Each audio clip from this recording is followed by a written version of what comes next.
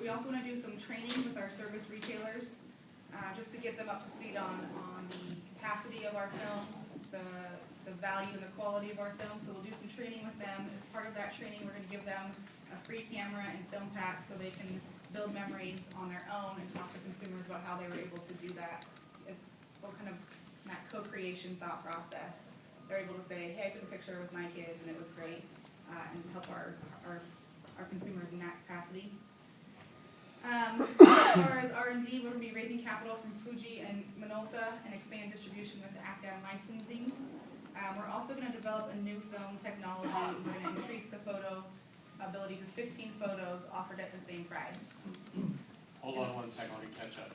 Raise dollars from Fuji and Minolta, and you're going to license the camera manufacturing to AGFA. I think there was one more key point there I missed. And then the development of the new film to be able to take 15 pictures offered at the same price and patent that.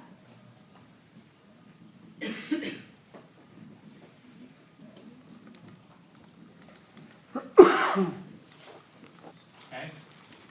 Going back to the fact that our target market is that everyday life, the family, we're going to change our distribution model as well a little bit. We're going to start to cater to people in everyday places, so looking at distributions in places like grocery stores where moms go every single day. We'll also be offering a trade-in program for competitors at a 30% off retail price.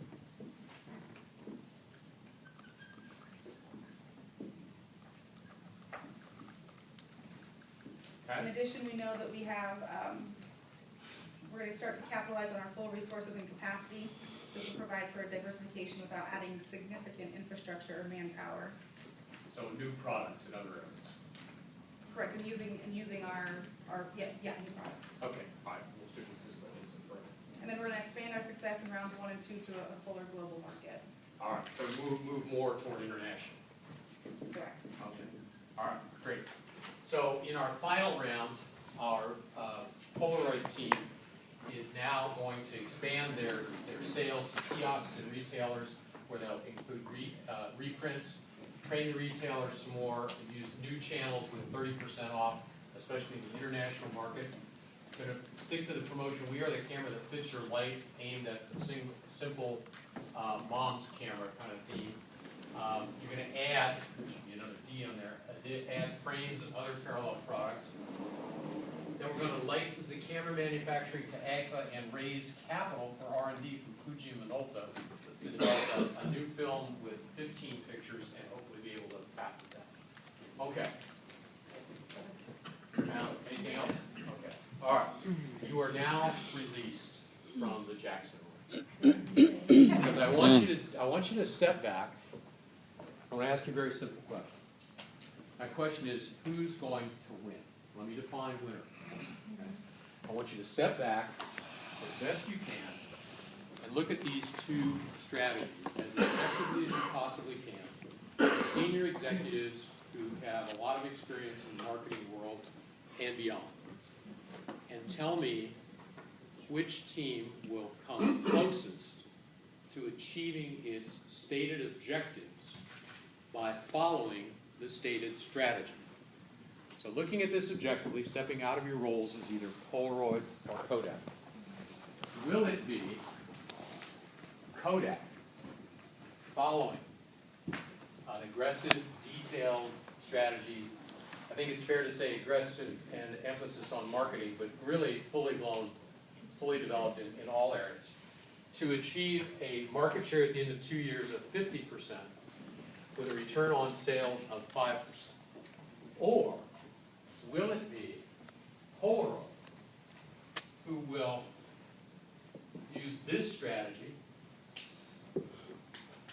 to retain 80% market share and keep their return on sales at 7.7%?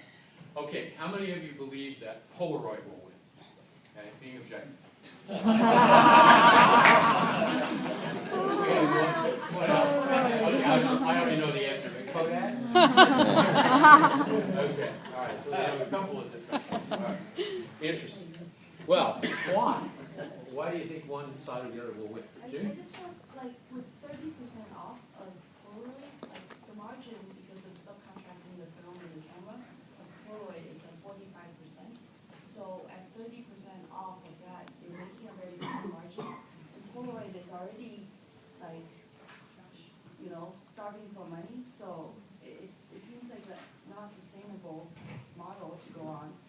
Are they starving for money?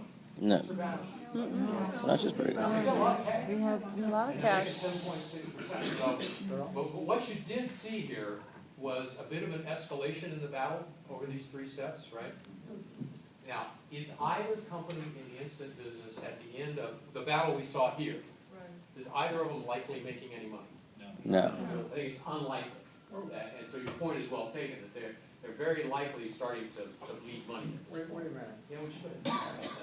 Stand up I'm not sure I buy that, because Polaroid at this point is making all their own film, and they're making 95% of the profits of their company on the film going into this. They have their 26 million of their cameras out there already, and what they've done here in using their money is introduce a new product, but they've also embellished the old product enormously. And all of the film is in-house now in Polaroid. Right, so they're capturing all the margins. And so they're capturing all of it. So this becomes an even more critical move by Kodak in your scenario, because this is aimed at that money that you're talking about. Right, Kodak-Color, by the way, is a brand name for Kodak's color film at that point. But yeah, they're now trying to introduce a film not for their camera, but they're trying to introduce a film for another company's camera, where the whole life of the owners of that camera, since they were young kids to forever, has always bought Polaroid film for that camera. And now a new company says, I'm not going to make a camera that uses this film, but I'm going to make a film for that camera. And if it was a new company you didn't know or trust, you'd say that's a tough thing to do. I would buy it. But it's Right. ubiquitous yellow box. The other camera that you bought film.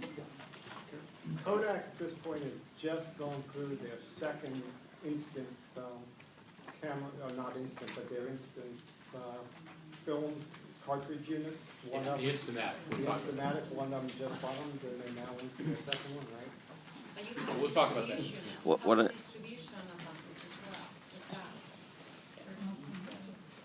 So who's stronger in distribution? Kodak. Hands down. I mean, we saw that in the team strategy. Let me just get a quick read. Did any other team have a significantly different strategy they'd like to share with us? Or did most of those get shared? I think in our team we got a similar situation, but our issue is that exactly what happened here. We're all competing and driving prices down in every step of the way, and nobody wins there. Okay, Chris? So I wouldn't have fought so incrementally with Kodak. I'm sort of a believer in the multiplier effect, that they're entering a market that we exist in with a lot of marketing dollars. They're going to increase worldwide demand.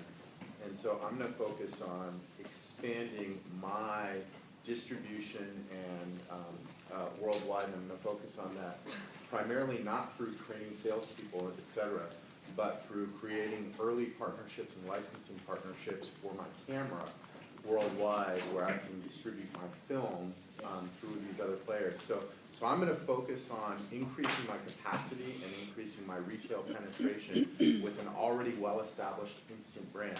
I'm going to let Kodak blow as much money as they want on pushing category, and then I'm going to actually go kind of light on my patent in round 1. I'm going to up the dial a little bit on my patent strategy in round 2, and in round 3, I'm going killer all out on the patent strategy, because I want these guys to spend as much money as possible pushing category for 2 years. You want them to grow the category. And then I want to kick them the hell out and take it over. Okay. I was thinking about one strategy which was, as we did Spanish, so we would sit together, Polaroid and Kodak, and we would say, okay, you have this big market share in non-instant market. Why do you want to go to a market that is going to disappear in the future? Okay, let's do a deal, okay? I will license the cameras, you can be able to produce the cameras, we can, share the market, so I will stay in the US market, you go to Europe, and by the way, if you don't want to Fuji to go in this market, we just share the world, so you go internationally, and you let me the US market, so you don't have to drop the prices, You don't have to raise your margin, and we are going to share the wealth in the instant, because the instant is going to, the market is going to disappear in the future. Okay, but that's if you get an agreement with the, for the litigation. No, but that's legally challenging.